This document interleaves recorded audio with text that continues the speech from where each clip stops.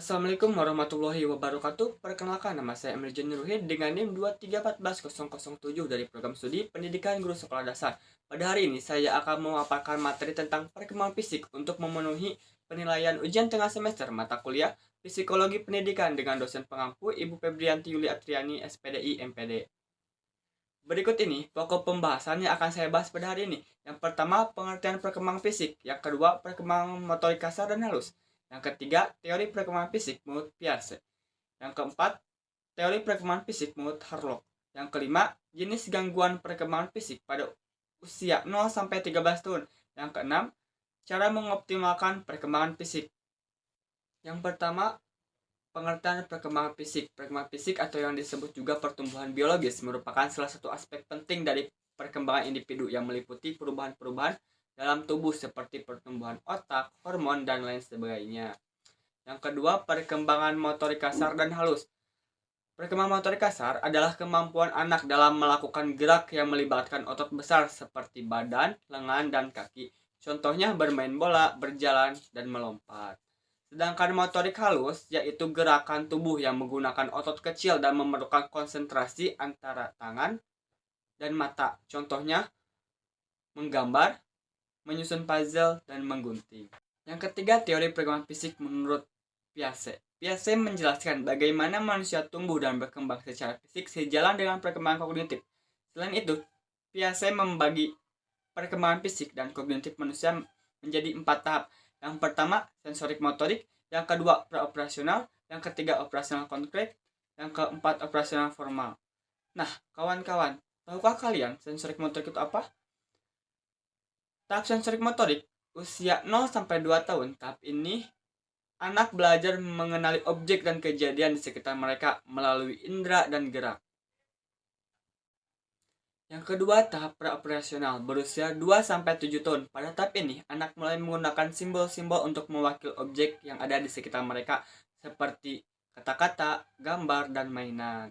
Yang ketiga, tahap operasional konkret usia 7-11 tahun. Pada tahap ini, anak mampu berpikir secara logis dan sistematis tentang objek dan kejadian.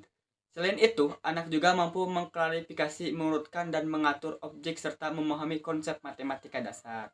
Yang terakhir yaitu tahap operasional formal, usia 11 tahun ke atas. Pada tahap ini, anak mampu berpikir secara abstrak dan hipotetis tentang objek dan kejadian yang tidak nyata. Selain itu, anak juga mampu melakukan penalaran, dedukatif, induktif, serta memecahkan masalah. Yang keempat, teori perkembangan fisik menurut Harlock. Perkembangan fisik yaitu serangkaian perubahan progresif yang terjadi sebagai akibat dari proses kematangan dan pengalaman. Selain itu, Harlock membagi perkembangan fisik anak menjadi 10 tahap. Yang pertama ada masa prenatal atau bisa disebut masa sebelum lahir.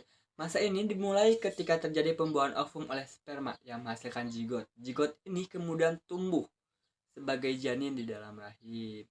Yang kedua, masa bayi baru lahir yang berlangsung selama 0-2 minggu ditandai dengan proses adaptasi bayi terhadap lingkungan baru. Yang ketiga, masa bayi. Masa bayi berlangsung di usia 2 minggu hingga 2 tahun. Pada masa ini, seorang anak sudah mulai beradaptasi dengan lingkungan terdekatnya. Yang keempat, masa kanak-kanak awal dimulai sejak usia 2 tahun hingga 6 tahun. Masa ini seorang anak sudah mulai bisa melakukan hal-hal sederhana secara mandiri. Selain itu, kemampuan berkomunikasi, berbahasa, dan skill motorik sensorik juga akan semakin berkembang pesat. Yang kelima, masa kanak-kanak akhir, yaitu antara 6-12 tahun, masa di mana anak sudah memasuki usia sekolah, yakni taman kanak-kanak dan sekolah dasar, di mana ini seorang anak mulai mempelajari keterampilan dasar seperti membaca, menulis, dan berhitung. Yang keenam, masa puber. Masa puber anak laki-laki biasanya dimulai ketika usia 13 hingga 15 tahun. Sementara itu puber anak perempuan antara usia 9 hingga 12 tahun. Masa ini ditandai dengan aktifnya hormon pertumbuhan dan hormon seksual. Yang ketujuh, masa remaja. Masa remaja sebenarnya merupakan kelanjutan dari masa pubertas, di mana masa ini perubahan-perubahan fisik sudah semakin nampak jelas. Yang kedelapan, masa dewasa awal. Dimulai ketika seorang memasuki usia 20 tahun. Pada periode ini, seorang individual mulai membangun kemandirian pribadi. Yang kesembilan, masa dewasa madya. Periode ini dimulai pada usia 35 tahun hingga sekitar usia 60 tahun. Di mana masa ini seorang sudah mencapai kemapanan secara ekonomi dan sudah berkeluarga. Yang terakhir, lansia. Setelah masuk usia 60 tahun, selain itu, individu akan melakukan penyesuaian terhadap fase melemahnya kondisi fisik dan kesehatan di rentang usia ini biasanya sudah memasuki masa pensiun. Yang kelima, jenis gangguan perkembangan fisik usia 0-13 tahun. Yang pertama, gangguan berbahasa. Gangguan ini membuat anak kesulitan berbicara serta memahami perkataan orang lain atau tidak dapat mengungkapkan pikiran dan ekspresinya sendiri. Yang kedua, gangguan belajar.